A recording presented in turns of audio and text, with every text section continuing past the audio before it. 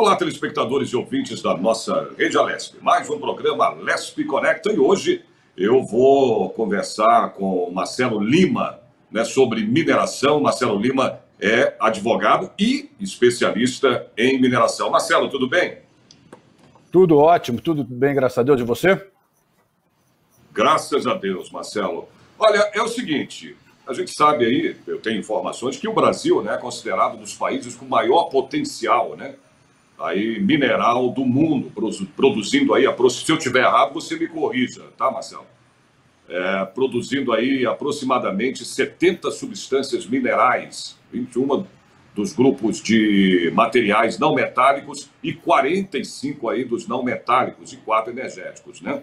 Bom, segundo o Departamento Nacional de Produção Mineral, trata-se de uma atividade bastante diversificada. A população, ô Marcelo, ela sabe da importância desse setor de mineração para o desenvolvimento do nosso país? O primeiro ponto que é relevante a gente destacar é que quando se fala em mineração, apesar dessa grande variedade de substâncias minerais a que você se referiu, a gente está falando basicamente de dois grandes grupos. A mineração industrial e a mineração de agregados. Eu vou explicar. A mineração de agregados são os bens de emprego direto na construção civil. Areia, brita, saibro. Esse tipo que é uma atividade de mineração também, e esse tipo de mineração ele é praticado majoritariamente por pequenas empresas, por pessoas físicas, e está espalhado no Brasil inteiro. Eles são atividades que não têm escala industrial na sua grande maioria, são bastante dispersos geograficamente falando, e tem uma importância social muito grande, não só para efeito de suprimento dessas substâncias para os mercados locais de construção, como do ponto de vista de empregabilidade. No outro polo, a gente tem as grandes empresas de mineração, ou seja, aí a gente está falando basicamente de metálicos, energéticos, de onde se destaca o minério de ferro, né? O Brasil é o maior produtor mundial de minério de ferro, a Vale do Rio Doce, a antiga Vale do Rio Doce, a Vale, é a principal produtora aqui no Brasil.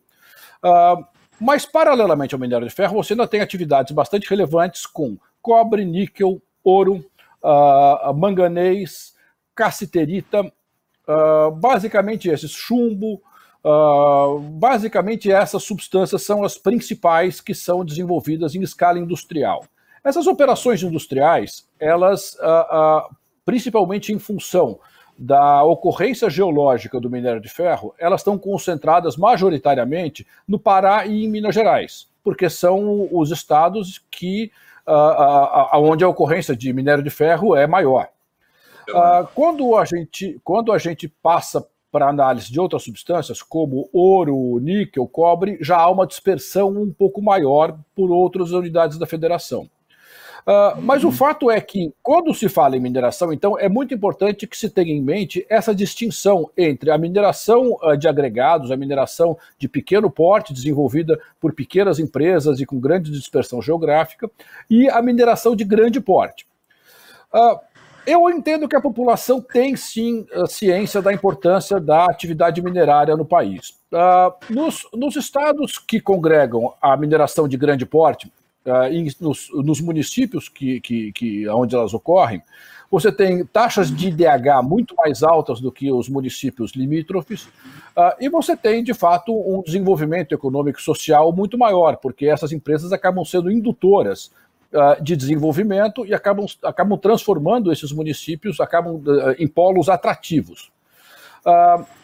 Quando se fala da mineração de agregados, dada a sua menor abrangência, o seu menor impacto regional, a gente não percebe o mesmo fenômeno que acontece com as grandes empresas, mas ela tem uma função social muito importante e muito relevante. Há estados em que você praticamente só tem mineração de agregado, como o caso do Rio de Janeiro, você tem areia, brita, saibro, pedra ornamental. Isso aí você vai falar Rio de Janeiro, Paraná, Espírito Santo. E nesses estados essa atividade tem uma importância social muito grande, apesar de eles não terem nenhuma empresa de grande porte desenvolvendo essa atividade como ocorre em Minas Gerais e no Pará, por exemplo.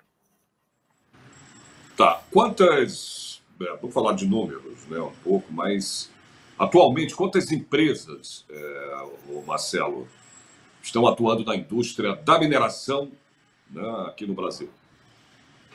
Olha, quando a gente fala em indústrias que estão atuando na mineração, eu vou me restringir aqui às de grande porte, porque as de agregado não seria nem possível quantificar nesse momento. Quando você vê uma pequena operação produzindo brita, por exemplo, e a gente vê essas atividades de produção de agregados, normalmente elas se desenvolvem perto das obras, das grandes obras. E por que isso acontece? Porque nessas grandes obras você acaba tendo, porque na realidade você tem uma demanda por esses produtos e o valor agregado deles é baixo. E quando o valor agregado é baixo, o custo de transporte passa a ser muito relevante. Então, quer dizer, eu vou me referir aqui às empresas de grande porte. A gente não está falando de mais de 50 empresas de grande porte no Brasil.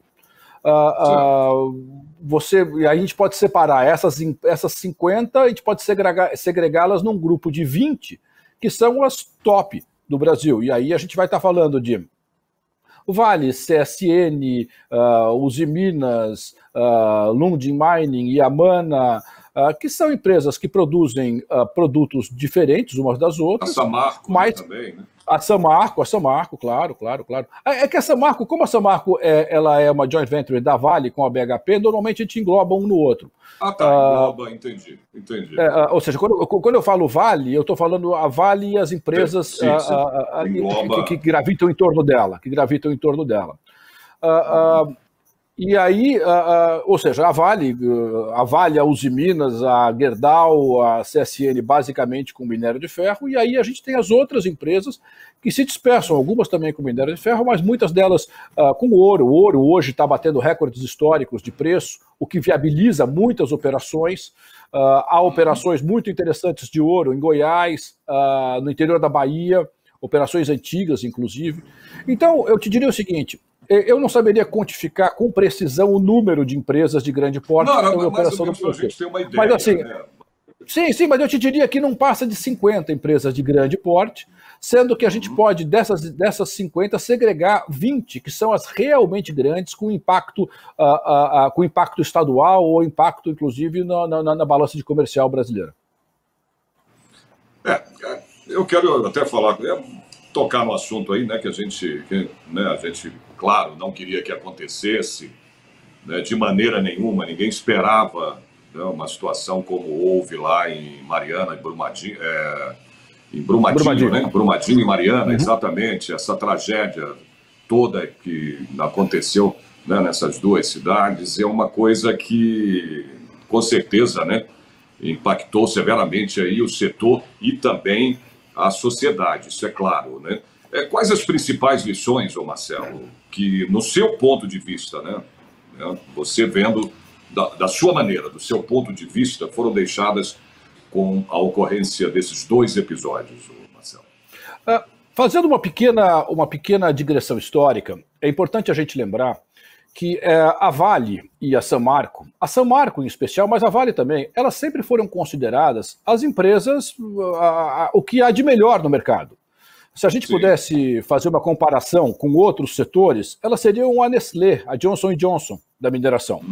E isso por qualquer aspecto que se buscasse. A ocorrência não de um, mas de 2 acidentes envolvendo barragens de mineração da Vale realmente é um negócio absolutamente inusitado.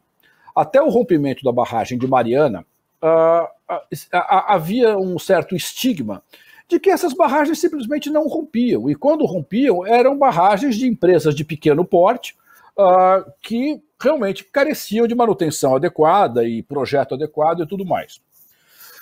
O fato é que a ocorrência desses 2 acidentes, eles não dão margem, eles não permitem que a gente conclua no sentido diferente, ou seja, alguma coisa errada há. Sim. Alguma coisa errada aconteceu. Exato. Não, perfeito. Como você falou, né, são empresas de porte grande, aliás, a Vale mundialmente foi, nossa, imagina. Sim. Você esperar, né, ou prever alguma coisa assim é complicado, né? E são empresas que investem bilhões de dólares na manutenção dessas barragens. Quer dizer, então não há que se falar. A gente, antes do acidente de Mariana, ocorreram acidentes com pequenas mineradoras. A gente tinha da Rio Pomba há uns 10 anos atrás, mas eles eram acidentes locais, acidentes com pequeno impacto e tudo mais. E empresas de pequeno porte que eventualmente também não tinham manutenção adequada. Mas a coincidência desses dois infortúnios, com duas barragens da Vale em especial, ela gerou uma mudança de paradigma no mercado. E por quê? Porque um dos grandes problemas da mineração de minério de ferro é exatamente a deposição de rejeitos e estéril, ou seja, aquilo que não é minério, aquilo que você não aproveita, é o subproduto da sua lavra. E isso tem que ser colocado em algum lugar. Tradicionalmente, isso era colocado dentro de barragens. Ou seja, a barragem ela nada mais é do que um grande lago construído pelo homem, onde era jogado esse rejeito. Com o tempo, a perspectiva é de que esse rejeito ele fosse se acumulando no fundo, até que ele alcançasse o nível mais alto da barragem e a barragem seria descomissionada, ou seja, ela deixaria de existir. A principal lição que fica desses acidentes é que a indústria tem que mudar os seus padrões. Aquilo que era admissível antes não deixou de ser admissível e não é. E isso está gerando uma transformação na indústria em nível mundial. As alternativas que estão sendo consideradas e que estão sendo implementadas já como alternativa às barragens são soluções muito mais caras. E essas soluções mais caras, elas inevitavelmente redundam num preço maior do produto final. Não há como, quer dizer, é do couro que sai a correia. O que acontece é que a indústria inteira está tendo que se adequar a novos estándares de produção. E esses novos estándares de produção, eles vão implicar em maiores custos no primeiro momento, vão implicar em maiores restrições no primeiro momento, mas eu entendo que esses custos e essas restrições eles têm que ser incorporados pela produção e isso vai redundar no aumento do preço final, sem dúvida nenhuma, como acontece com qualquer insumo em qualquer cadeia produtiva, mas ele vai ser incorporado porque a sociedade não pode prescindir de minério de ferro. Não há como, o mundo não sobrevive sem minério de ferro. Então, eu te diria que a barra subiu. Se a gente puder traduzir numa palavra só, numa frase só, eu te diria que a barra subiu. Os padrões de disposição de rejeitos, de cuidados com as barragens, de ocorrência de populações nas vizinhanças das barragens, eles não são os que eram antes. E isso tudo está gerando uma enorme revolução na indústria. Porque empresas estão tendo que descomissionar barragens, estão tendo que deslocar estruturas, estão tendo que mudar métodos produtivos e tudo mais. Mas a principal lição que fica é exatamente essa, ou seja, os padrões de produção subiram. E isso daí é inevitável de acontecer. É inevitável de acontecer e a sociedade vai ter que pagar um pouquinho mais caro por conta disso, pelo menos no primeiro momento, até que esses novos padrões sejam incorporados definitivamente e quando eles ganharem escala, eles vão se baratear. E além dos padrões, né, vamos colocar a situação que o país, não, o mundo está vivendo, que é essa pandemia, né, Marcelo? Nesse caso, né, como é que está em termos de produção, né? Quer dizer, essa pandemia afetou aí todos os setores, isso aí é fato, não tenho que falar que tenha afetado mais o setor tal como o da cultura, vamos dar um exemplo, foi um dos setores, se não foi foi o maior setor afetado com essa pandemia, o setor cultural. No caso da mineração, como é que está essa situação diante dessa pandemia? A atividade de mineração ela foi considerada como atividade essencial através de uma resolução do Ministério da Infraestrutura a coisa de 4, 5 meses atrás, logo depois que foi deflagrado o estado de calamidade pública no país. Isso possibilitou a manutenção da atividade, isso possibilitou que aqueles contingentes enormes de pessoas que são alocados nisso daí continuassem a trabalhar com cuidados, com outros padrões de convivência e de trabalho, mas que a atividade começasse a se desenvolver, continuasse a se desenvolver.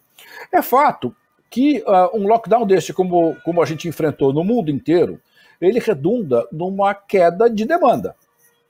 Evidentemente, quer dizer, basta ver os números, por exemplo, da indústria automobilística. Os números são avassaladores, a queda de produção de veículos. E isso se espalha por todas as indústrias. O fato é que, em especial, a indústria do minério de ferro, ela tem o principal mercado dela é o mercado chinês. E o mercado chinês, ao mesmo tempo em que foi o primeiro a manifestar os efeitos da pandemia, também foi o primeiro a se recuperar. E essa perspectiva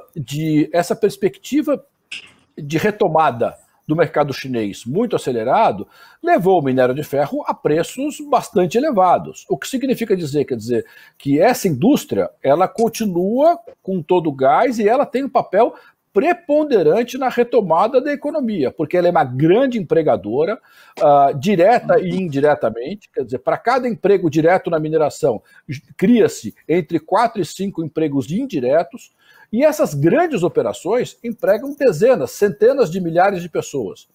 Então, o que eu vejo é que, apesar da empresa ter sofrido também, a indústria ter sofrido também, ela está se firmando como um dos carros-chefes da retomada, ao lado da agricultura. A mesma coisa acontece com o ouro, por exemplo. Se a gente olhar o preço da onça do ouro, ele está batendo recordes históricos, por conta de volatilidade no mercado internacional e tudo mais. No entanto, apesar da pandemia, apesar de tudo isso, quando você tem um aumento, um incremento do preço do produto final tão elevado quanto aconteceu no caso do ouro ou no caso do minério de ferro, você viabiliza novos projetos e você viabiliza a ampliação de projetos existentes. Então, seja pela ótica do crescimento chinês e da retomada chinesa, seja pela ótica da valorização do ouro e de outras commodities como cobre, níquel, que vem na mesma onda, eu entendo que a indústria, sem dúvida nenhuma, ela sofreu, mas mais do que ela ter sofrido é o papel preponderante que ela desenvolve hoje na retomada do crescimento do país, na geração de emprego e renda. Vamos falar um pouquinho do IBRAM, que é o Instituto Brasileiro aí de Mineração, né? Ele determinou uma série aí de compromissos, né, Marcelo, referentes à evolução dos indicadores aí de sustentabilidade em 12 áreas, como, dá um exemplo, como a gestão de rejeitos, né, o uso de água e energia, saúde e também segurança, né, ocupacional. Como esse efeito está sendo adotado aí pelo setor, Marcelo? O IBRAM desenvolve um papel muito importante de congregar as grandes empresas e os padrões que ele vem estabelecendo, os padrões que ele vem recomendando às empresas, são, na realidade, reflexo dessa mudança de paradigma a que eu me referi anteriormente. Ou seja, a atividade de mineração ela é uma atividade que gera impacto, ponto. Ela gera impacto ambiental. Não há como desenvolver mineração sem gerar impacto ambiental. Ela consome água, ela é intensiva em água, na realidade, ou seja, ela gera desmatamento em algumas áreas, mas a gente não pode olhar para isso de maneira isolada. E olhar para isso de maneira isolada... Mas é possível minimizar esse impacto ambiental, Marcelo, de alguma maneira? É possível minimizar através de processos mais caros hoje em dia. É aquilo que eu falei com relação às barragens. Por exemplo, as barragens a montante, que são os tipos de barragem que romperam em Mariana e em Brumadinho, quando eu falo barragem a montante, é um método construtivo, tá? Ela não é mais permitida hoje. Há uma série de processos que eram admitidos antes do acidente que não são mais admitidos hoje em dia. A mudança de processos, a mudança de insumos, a mudança de forma de produzir, ela, principalmente num primeiro momento, ela gera custos adicionais. Por quê? Porque as novas tecnologias não têm escala, então elas são mais caras. Agora, eu vejo com muito bons olhos a iniciativa do IBRAM em recomendar e difundir essas novas práticas socioambientais porque isso vai possibilitar um alcance maior delas, principalmente para as empresas de menor porte. Essas novas diretrizes, elas vão ter que ser incorporadas na cadeia produtiva e vão ter que ter os seus custos diluídos nessa cadeia produtiva. É simples desse jeito. Tudo que a gente fala, quando a gente fala de produção, é tudo uma troca. Ou seja, se para produzir minério de ferro, se eu quero ter minério de ferro e para produzir minério de ferro eu tenho aquele impacto, eu vou ter que fazer uma escolha. Eu, como sociedade, em algum momento, eu vou aceitar esses impactos e produzir ou não vou. É simples desse jeito.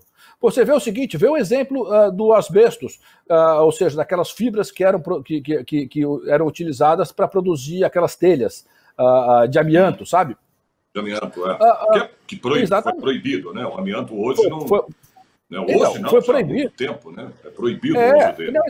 Então, foi proibido porque aquilo gera uma doença pulmonar, comprovadamente gera uma doença pulmonar, algum tipo de fibra, não são todas, tá? A proibição, ela veio de maneira linear quando ela não deveria ter sido, mas vamos superar essa discussão. Mas o que acontece? A sociedade fez uma opção por banir o amianto e passar a usar telha e caixa de água de plástico. Isso foi uma escolha que foi feita pela sociedade. Ao se banir, você certamente se lembra, há 20 anos atrás, 25 anos atrás, não havia caixa d'água de plástico, era tudo de amianto, tudo. Aquelas telhas onduladas.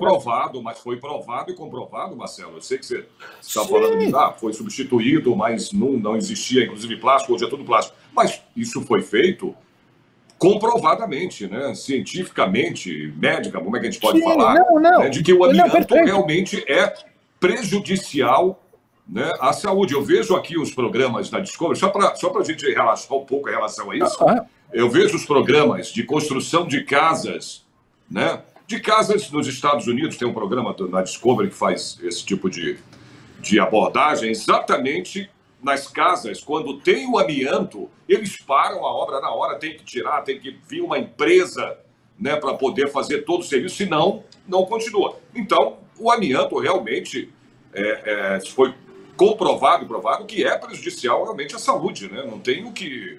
Não, perfeito. Assim, da mesma maneira que barragem a montante. O que eu estou dizendo é o seguinte, novos padrões de produção, eles se impõem quando a sociedade decide que aquele padrão anterior, por ser prejudicial, por ser nocivo à saúde, por gerar acidente, por ser inadequado porque consome muita água, ou por qualquer outra razão, quando a sociedade decide que ele não pode ter continuidade. E não podendo ter continuidade, você vai adotar alguma alternativa a isso. Essa alternativa, normalmente, num primeiro momento, é mais cara. Por quê? Porque ela não tem escala. E depois ela se dilui ao longo do tempo e passa a ter escala. O que acontece é o seguinte, o conceito é, mesmo sendo mais caro, se quiser produzir é desse jeito. E está correto. E está certo.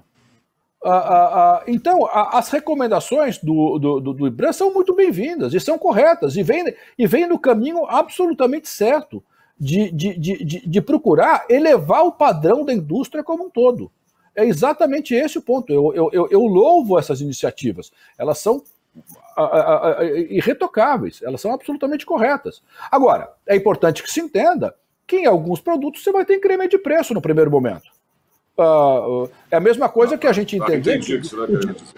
O dia que você tirou o amianto, você passou a comprar caixa de material plástico.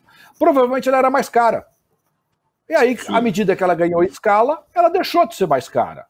Então, essa nova normatização, o IBRAM, ele está indo exatamente ao encontro da nova normatização que vem ocorrendo. A Agência Nacional de Mineração vem desenvolvendo um trabalho fantástico no que diz respeito a barragens.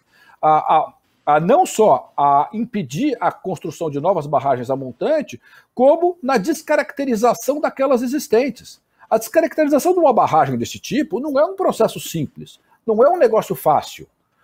É um processo industrial de longo prazo, de altíssima tecnologia e altíssimo custo. E a Agência Nacional de Mineração vem conduzindo um trabalho exemplar nesse sentido. Realmente muito bom. Bom, na tua opinião, Marcelo, como será a mineração do futuro ou o futuro da mineração, vamos dizer assim? Olha, a mineração ela caminha para uma mineração 4.0, né? E essa mineração 4.0 é uma mineração que ela tem por norte exatamente poupar os recursos naturais dentro daquilo que é possível ser poupado. A gente não há que se falar em você conseguir fazer uma atividade minerária sem gerar nenhum impacto. O homem gera impacto. Quer dizer, então, não é concebível a gente admitir uma atividade de mineração que não consuma nada de água, que não consuma, que não gere nenhum tipo de impacto. O futuro da mineração é um futuro que tem que estar casado com o desenvolvimento sustentável do Brasil e do mundo.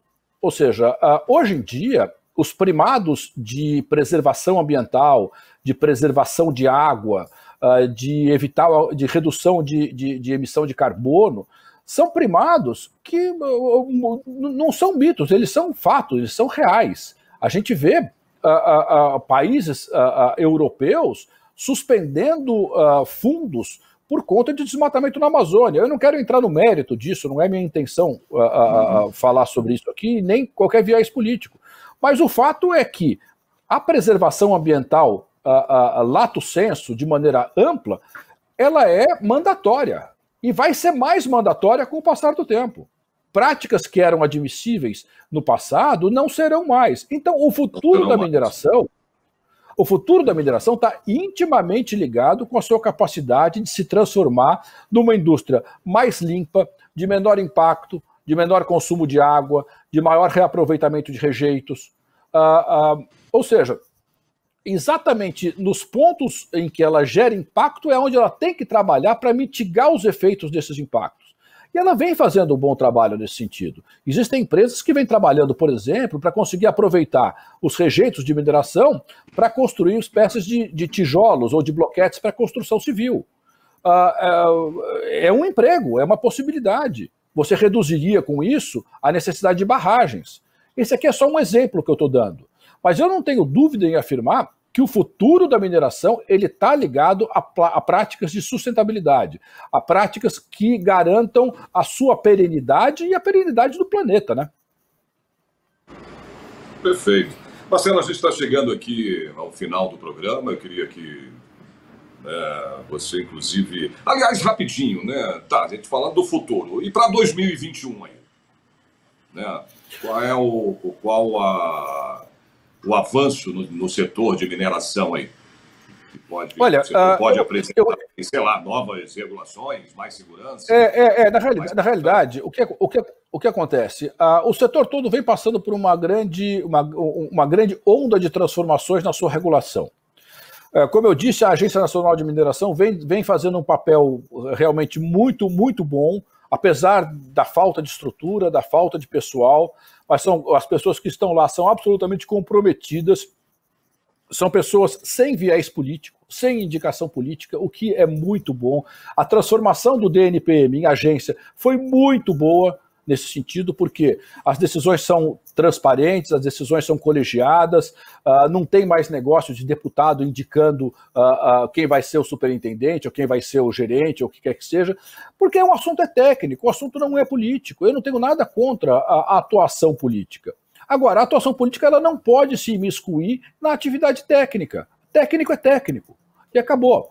Eu acho que os principais avanços que a gente pode esperar para esse ano e para o ano que vem na atividade minerária são exatamente avanços no que diz respeito à regulação dos impactos da mineração, genericamente falando, ou seja, barragens, água, comunidades e supressão de vegetação.